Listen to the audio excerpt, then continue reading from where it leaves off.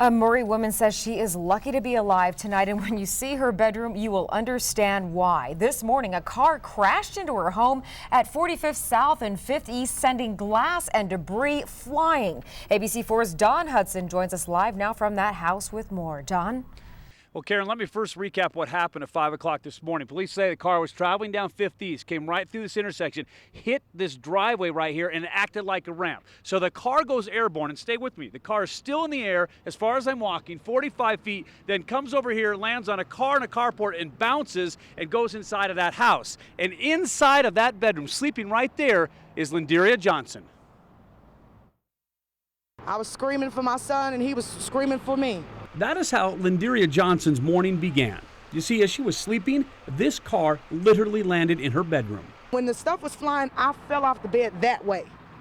You were up against the wall? Yes. Do you see the car even, or do you run? I didn't see it. All I did was I took off running for my son. So you didn't even know there was a car there at first? No. I didn't know what was going on. All I know is glass and everything was over me. Right. So a mother's instinct, you're gonna run for your child. Right. And then after I grabbed my child and found out he was okay, I'm like, oh my God, there's a car inside the house. That car and all the debris ended up hitting Johnson's bed, but she says it could have been worse. I woke up about 30 minutes before the crash happened and went to use the bathroom. And if I hadn't moved from the spot where I was on the bed, the car would have landed on top of me. Instead, the Murray mother, who was also 2 months pregnant, escaped relatively unharmed. The only thing that happened was I had minor shoulder injuries, and I had got cut on my forehead, and my nose was cut. And her 8-year-old son, who was in the next bedroom, didn't get hurt at all.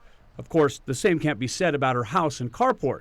Still, Johnson says she feels blessed. All I can say is it was nothing but God. Yeah. It had to be nothing but a higher being, because it was like a shield over me.